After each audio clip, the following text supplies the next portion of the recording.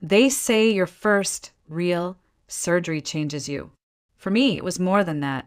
It was the moment I stopped being the girl from the system and became the woman the system would try to destroy. My name is Caroline Bennett.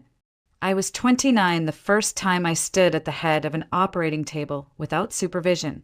The hospital smelled of iodine and burned coffee, and I could still hear the clink of champagne glasses from the banquet hall 2 floors below. The senior surgeons were celebrating the chief's retirement at the Metropole Grand. And I was up here, elbow deep in someone else's life. "Scalpel," I said. My voice came out sharper than I intended. The nurse, a veteran with gray streaks in her bun, paused for a split second too long. Just long enough to remind me that I wasn't supposed to be here, that I hadn't earned their trust yet. But then she handed it over. The weight of the scalpel was heavier than I remembered. Not physically, but in every other way. Time of incision. 5:11 a.m., the anesthesiologist murmured. She was the only one in the room who looked at me with something other than doubt.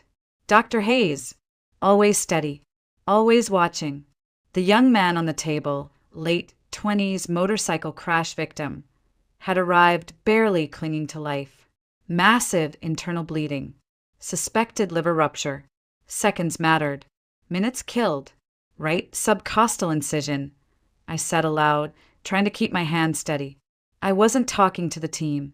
I was talking to myself, to the ghosts of every textbook I'd memorized, to the voice of my mother that no longer existed. Pressure mounted as I made the first cut. Blood surged. My gloves were instantly slick. "Coagulating clamp," I ordered. No hesitation now. My mind split into 2 halves, one observing, one acting. I could almost hear the silence of my childhood, the long hallways of foster homes, the night I stood screaming outside the ER door while they told me my parents were already gone. "Where's the surgeon?" I had screamed. "Where's the damn surgeon?" "There's no one on duty," the nurse had whispered. "We called, but he's out of town." I'd never forgotten that night. I never would. Back in the OR, I found the tear in the liver. Jagged, deep, cauterize here. Then we clamp. Dr. Hayes moved quickly. Her presence grounded me. The boy's vitals were tanking. My fingers moved faster. "His BP is dropping," someone said. "Not again. Not like my parents. We're not losing him," I whispered through clenched teeth. I don't know how long we were in there. 2 hours, maybe 3. When it was over, I was soaked in sweat, my hands shaking only after the gloves came off. The patient stabilized, but I didn't feel relief. Not yet.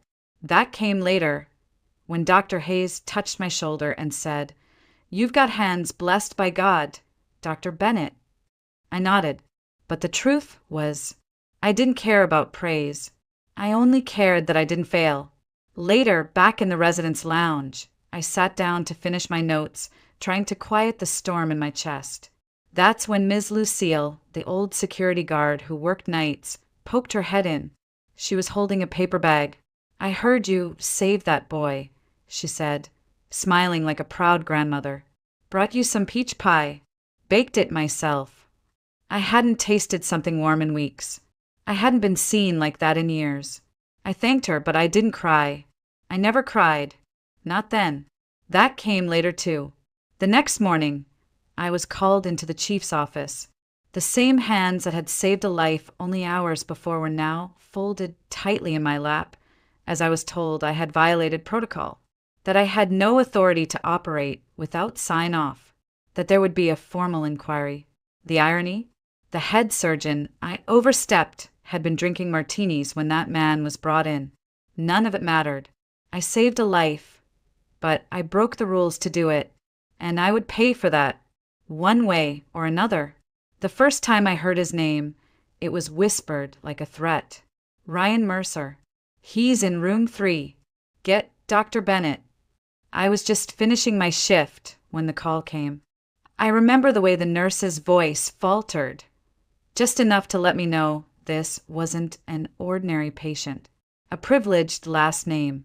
A panicked father. The kind of situation that comes with complications that have nothing to do with medicine. Ryan was slumped in a wheelchair, pale, sweating, curled over like a boy with a bellyache. But it didn't take me more than 5 seconds to know this was no stomach flu. His pupils were blown, his breathing shallow but erratic, his pulse skipping like a scratched vinyl. "What did you take?" I asked him softly. "Nothing," he groaned, his hand gripping his side. "I swear it just hurts. Bad." There was no time to argue. His appendix was on the brink of rupture, but his blood work was a minefield. Traces of synthetic cannabinoids, maybe fentanyl. I recognized the chemical smell in his sweat. I'd done a rotation in addiction medicine. I knew what I was seeing. I should have sent him straight to psych or rehab. But that's not how it works when the last name is Mercer. Before I could even change gloves, Walter Mercer, his father, was on the phone with the chief of surgery.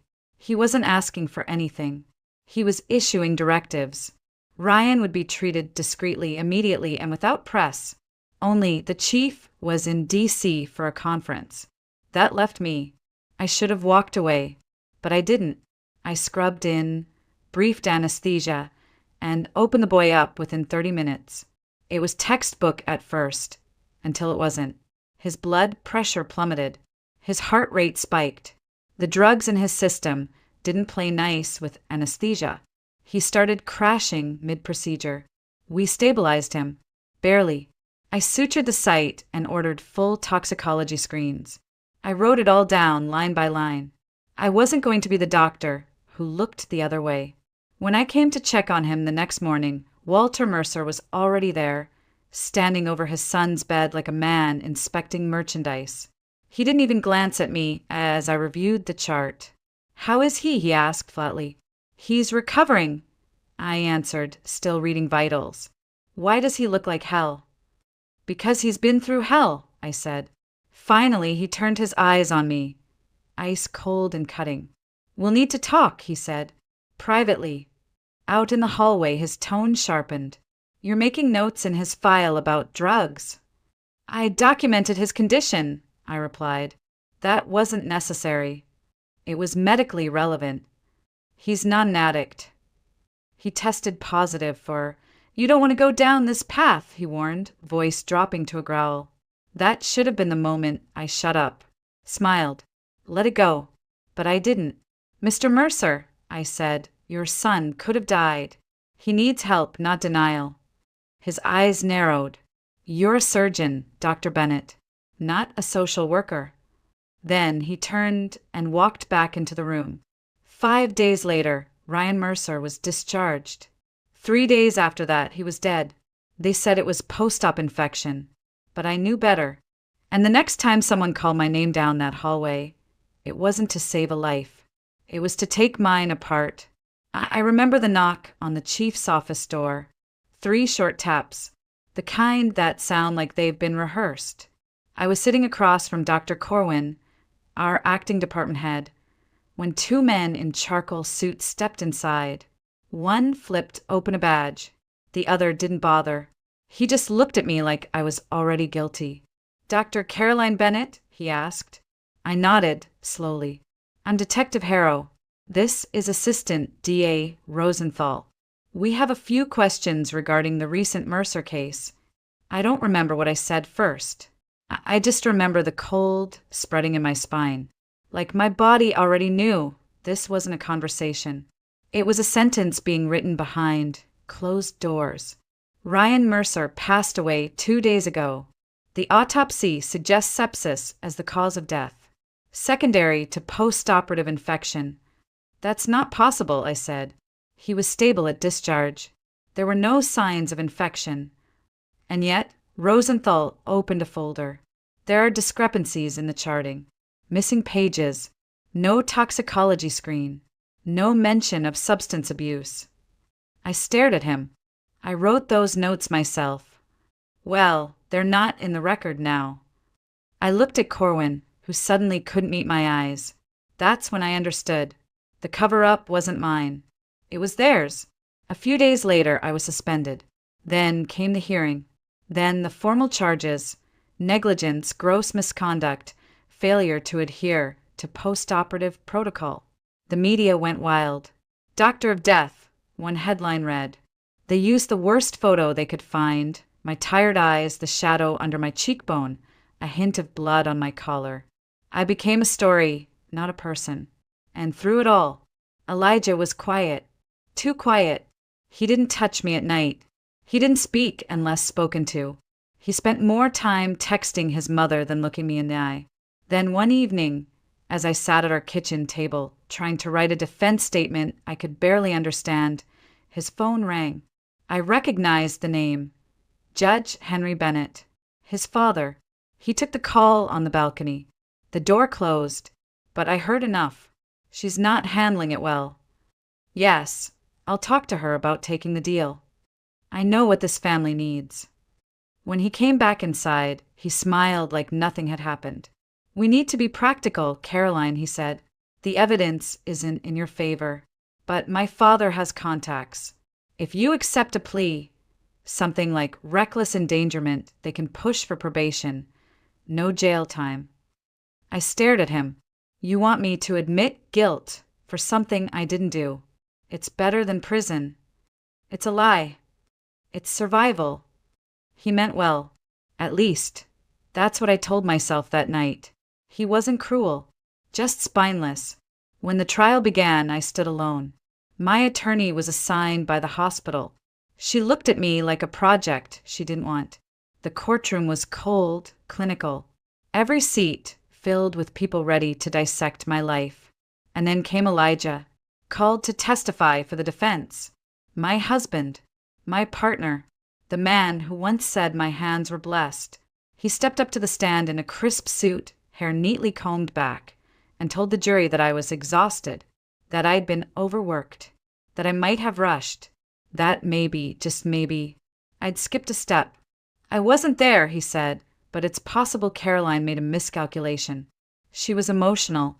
She's been under a lot of pressure. A collective hush fell over the room, and something inside me cracked. Not just because he betrayed me, but because for the first time I saw who he really was. A man who didn't stand beside me. A man who stood beside power. When the judge announced my sentence, 1 year probation, 5 years suspension of license, I didn't cry. I didn't beg. I just nodded and walked out of that courtroom knowing one thing. I had lost everything, except myself. We didn't speak on the ride home from court. The sentence echoed in my ears like static. 1 year probation. 5 years stripped of my license.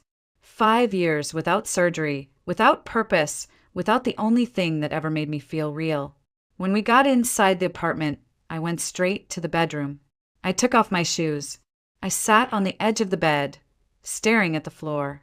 I heard him moving around in the kitchen, opening drawers, shuffling papers. Then Elijah stepped into the room, holding an envelope. You should start packing, he said softly. I put some money in here. It's not much, but enough for a deposit somewhere else. I didn't move. I filed the papers this morning, he added. Divorce will be quick. My parents already helped draft it. Still, I said nothing. He placed the envelope beside me like it was something fragile. His voice dipped into that patronizing kindness I used to mistake for care. I know it's hard right now, he said, but I talked to someone at a private clinic. Maybe they can take you on. Not as a doctor, but maybe administrative or, I don't know, a registrar, a medical aide. My hands remained folded in my lap. He sighed. I'm trying, Caroline. I finally looked up. No, I said. You're washing your hands. He stepped back like I'd slapped him. A week later, I moved out. Hospitals wouldn't take me. Private practices refused to call me back. Even clinics that specialized in low-income care flinched at my name. Caroline Bennett, the doctor who killed a Mercer. I crashed on couches, slept in shelters. Some nights, I stayed in the waiting room of the hospital where I used to work, just to feel less invisible. And then, the nausea started. It crept in quietly, like a whisper I didn't want to hear. The scent of coffee made me gag. My body ached. I slept 12 hours and woke up exhausted. I bought the test with my last $20. 2 pink lines. I sat in the bathroom stall of a dollar store, staring at the result, numb. I was pregnant with Elijah's child. I should have felt dread, or panic, or something dark and cold to match the rest of my life. But instead, I felt a flicker, a stubborn, impossible flicker of warmth. It was the cruelest timing imaginable. I had no job, no home, no family, but that flicker, it was mine. I didn't tell Elijah. I never planned to. That baby would never carry the weight of his legacy, or his cowardice, or his father's cold-blooded ambition. This child would be born with my name, my fight, my blood. The pregnancy was hard.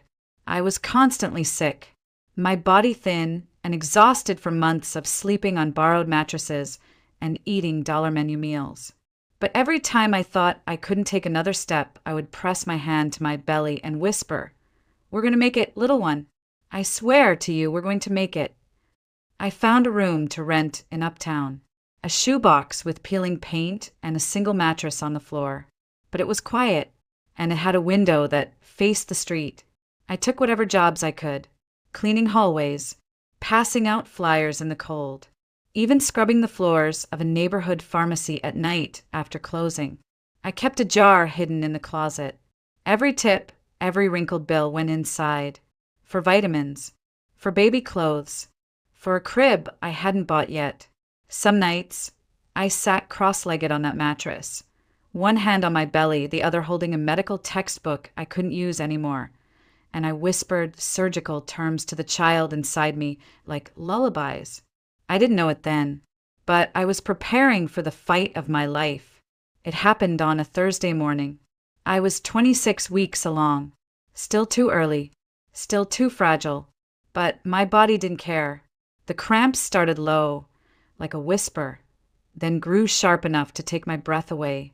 By the time I made it to the free clinic, my vision was blurring. Blood pressure was dropping. Placental abruption, I heard one of them say, their voices coming in and out like radio static. "Get her to surgery," someone shouted. The world spun. The last thing I remember before the darkness swallowed me was the cold blue ceiling tiles of the ER and a voice soft but certain, "Save the baby." When I woke up, the lights were dim, and my body felt like a battlefield. I couldn't move. Tubes ran from my arms, machines beeped steadily. For a moment, I forgot where I was. Then I turned my head and saw the incubator. He was the size of my hand. My son, skin like crumpled tissue paper, translucent and red. His head too big for his body, limbs thin as twigs. But his chest rose and fell barely. They told me he weighed 1 pound, 7 ounces, 670 grams. They didn't name him. They didn't ask me to. I named him Benjamin, after my father. The doctors didn't lie to me. They said straight, "Dr. Bennett, the odds are slim. We're doing everything we can." They didn't know I used to be one of them, that I'd read those numbers, that I understood every beep, every warning light, every shift in oxygen levels. Knowledge is a terrible curse when it comes to hope. Every day, I sat beside his incubator. I wasn't allowed to touch him at first. Just watch, helpless.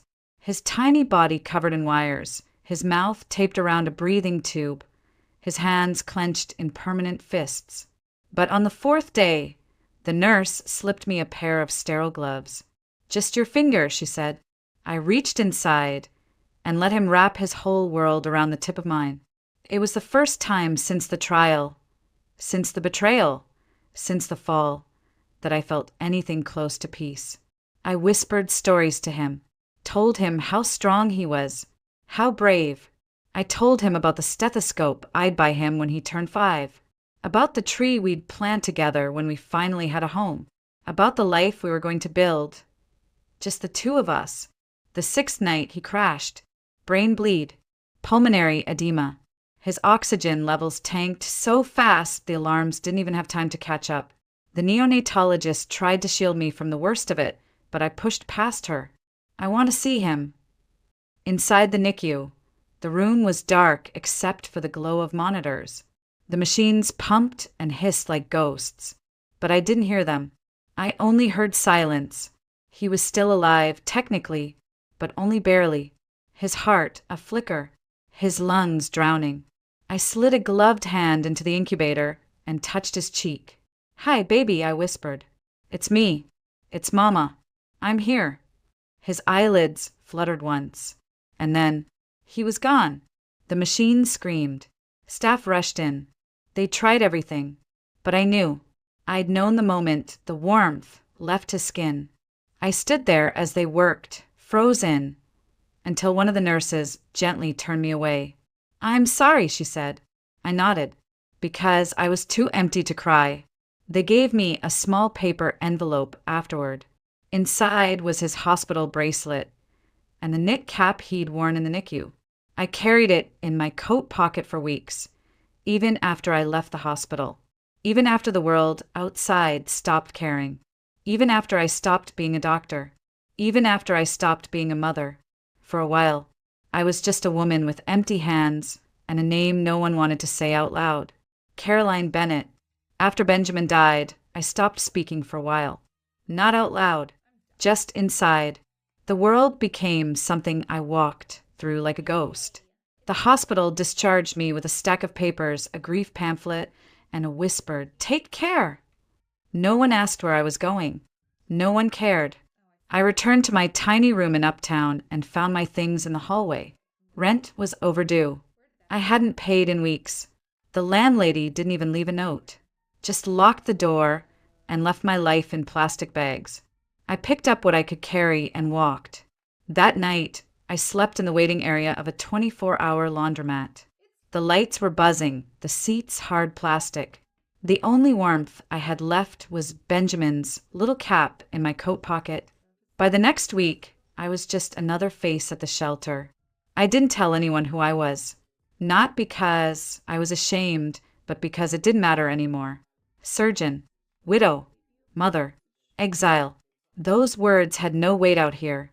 What mattered was staying warm, dry, unnoticed. Some people didn't ask questions. There was a man named Charlie who shared half his sandwich with me one afternoon. He said I looked too skinny. I told him I used to be a doctor. He didn't flinch. "I used to be a welder," he said, taking a bite, "before I lost a hand." Funny how fast the world forgets what you were. Eventually, I started doing small jobs, cleaning alleys behind stores, sweeping snow off sidewalks for businesses that didn't ask too many questions. I kept my head down, kept my mouth shut, but even out there, people got sick. One night, a woman stumbled into the shelter with a swollen leg, red and hot to the touch. She was burning with fever. No one knew what to do. I did. I asked for a clean towel, a razor blade, anything sterile. They looked at me like I was crazy, but one of the older men handed me a pocket knife and a bottle of vodka. I cleaned the blade, said a prayer, and cut into the infection. She screamed. I didn't stop. When the pus drained, I wrapped the leg tight and told her to rest. I stayed up all night, checking her pulse, watching her breathing. In the morning, her fever broke. Word spread. After that, they started calling me document. I didn't ask for it. I didn't correct them. It was the first time I'd been called that in months, and meant it. I still didn't have a home. Still lived night to night, shelter to shelter. But I began to feel something stir again, deep beneath the numbness. I wasn't healed, not even close, but I was still here, still breathing, still useful, and in a world that had tried to forget me, that was a kind of defiance. I never carried a sign, never asked for change on corners, but I did keep a folded piece of paper in my pocket, a sketch I'd drawn of Benjamin's face from memory. Some nights, I would sit alone beneath the rusted train tracks, hold that sketch in one hand and his cap in the other, and whisper into the dark, "We're still together, baby. I'm not giving up." And maybe I wouldn't have made it through that winter. But then came the snow, and a sound, so soft I thought I imagined it. A cry. Not memory, not grief. A real cry in the night. It was almost midnight when I heard it. I was walking back from a church basement downtown where they let us take leftover soup.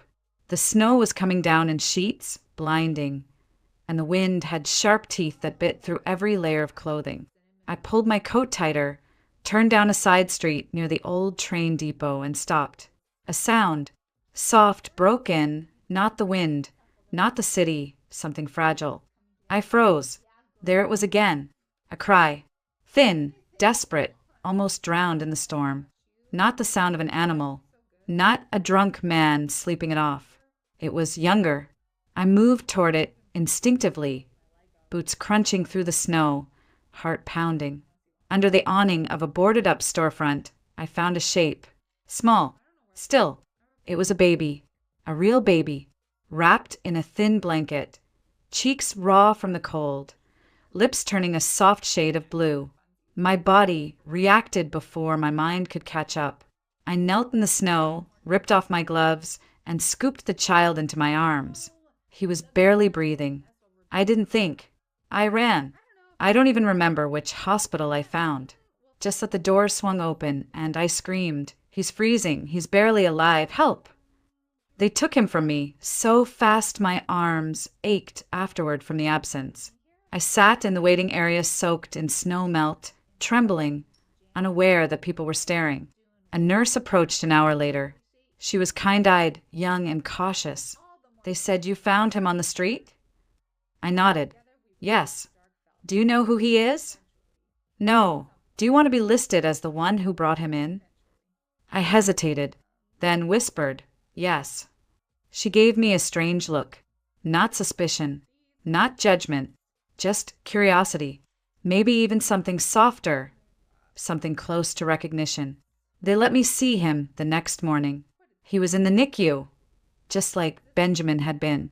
Smaller, though, and yet somehow stronger. His lungs were recovering. His body was responding. The doctors were cautiously optimistic. "He's a fighter," one of them said. I stayed at the hospital for 2 days, sleeping in chairs, sneaking into the chapel at night to light imaginary candles for a boy I didn't know, but already couldn't leave behind. When they started asking about foster care, I asked if I could apply. They blinked at me. "Ma'am, are you currently employed? Do you have housing?" "No," I admitted, "but I'm a doctor." Or, I was. I want to help. They smiled politely, told me there were procedures, but something must have stuck. Because a few days later, a woman from Child Protective Services asked to speak with me. She was older, sharp, the type who could smell a lie before it left your throat. She asked questions, lots of them, and I answered honestly. I told her everything, not just about that night, but about Benjamin, about the trial, the fall, the streets, the way I still carried my son's cap in my pocket, the way I'd known, deep in my bones, that this boy on the sidewalk had been sent to me somehow. She didn't speak for a long time afterward. Then finally she said, "You'll have to take classes, get housing, prove stability. It'll be a process." I nodded. "I'll do all of it." She stood. "Then start with this. His name's Noah." Noah. The name felt like sunlight after endless snow. I whispered it to myself as I walked back out into the city, heart fuller than had been in years. Noah. The apartment wasn't much. Just one room over a laundromat in Little Village, with cracked windows and heat that hissed and groaned like it resented being used. But it had a door that locked. A tiny kitchen. And for the first time in almost a year, I had an address again. That's what I needed to even apply for the foster training classes. Step 1, a door of my own. Step 2 was harder. I took a job as a night shift janitor at St. Vincent's, scrubbing the very floors I used to walk in scrubs, trailing behind surgical carts. Sometimes I saw old colleagues.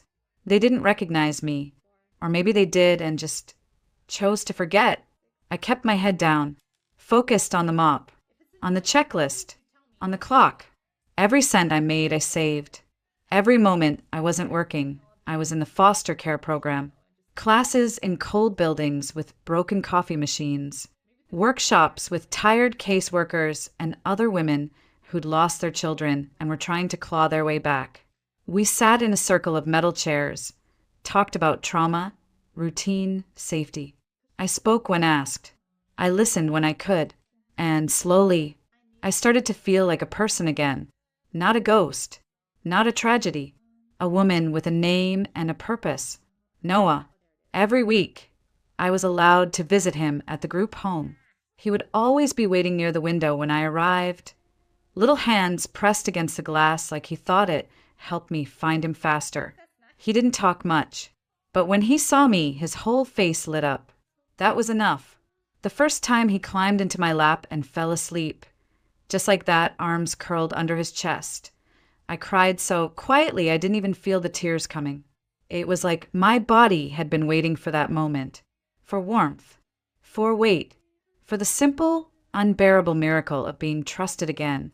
6 months into the program, I finally had enough savings to renew my medical license. It felt like touching a part of myself I thought had died. The man at the licensing board looked at my file, then at me, eyebrows raised. You were one of the best surgeons in the city. I said nothing. He kept flipping through the papers.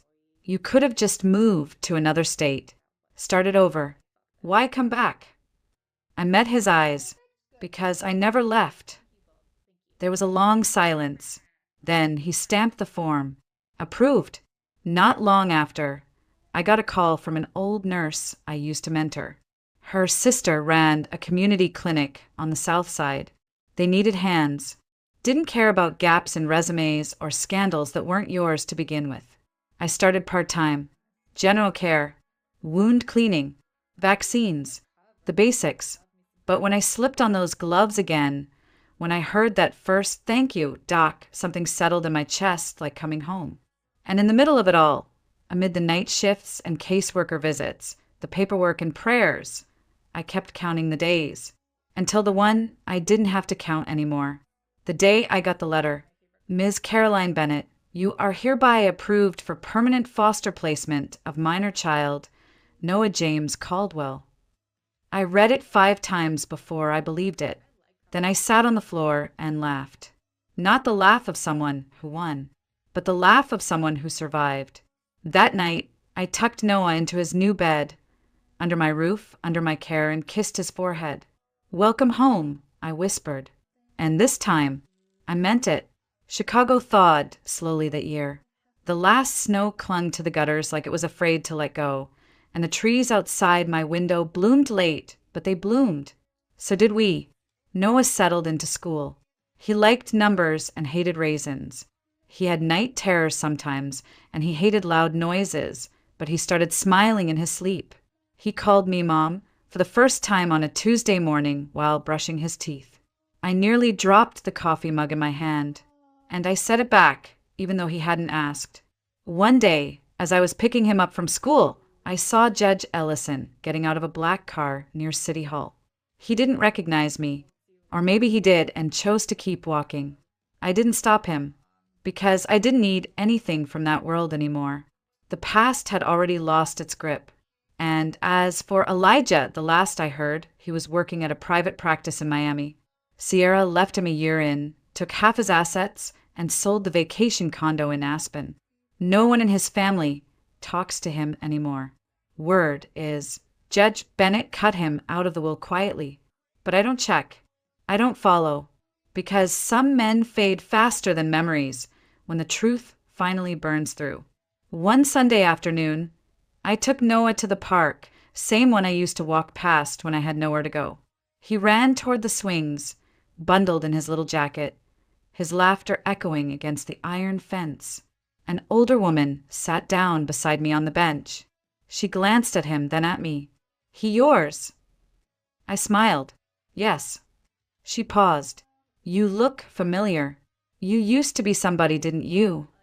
I looked at her, then at Noah. I still am. We sat in silence after that, watching the light shift through the branches, the kind of quiet that didn't need filling. That night, I found Benjamin's old cap in a drawer I hadn't touched in months. I held it for a long time. Then I folded it gently and placed it next to Noah's drawings on the fridge. Not to forget, but to make room. Because for the first time in years, I wasn't surviving. I was living. I was teaching again, volunteering once a week at the medical college, talking to bright-eyed students about compassion and failure and how a single moment doesn't define a life. One girl asked me, "How did you make it through?" I told her the truth. You don't climb back all at once. You crawl, you bleed, you pray, and one day you realize the ground doesn't feel so cold anymore. She nodded like she understood. Maybe she did. On the anniversary of Benjamin's birth, I lit a candle in the chapel at St. Vincent's, not to mourn, but to say thank you, because even in death, he gave me a second chance, and I wouldn't waste it. As I walked out of the hospital that night, I saw a young woman standing near the entrance. She looked lost, pale, pregnant. Our eyes met. She didn't speak, but I stepped toward her anyway. "Are you okay?" Her lip trembled. I don't know where to go." I took off my coat, wrapped it around her shoulders. "Come on," I said. "We'll figure it out." She nodded, and for the second time in my life, I walked into the storm with someone else in my arms. But this time, I wasn't broken. I was ready.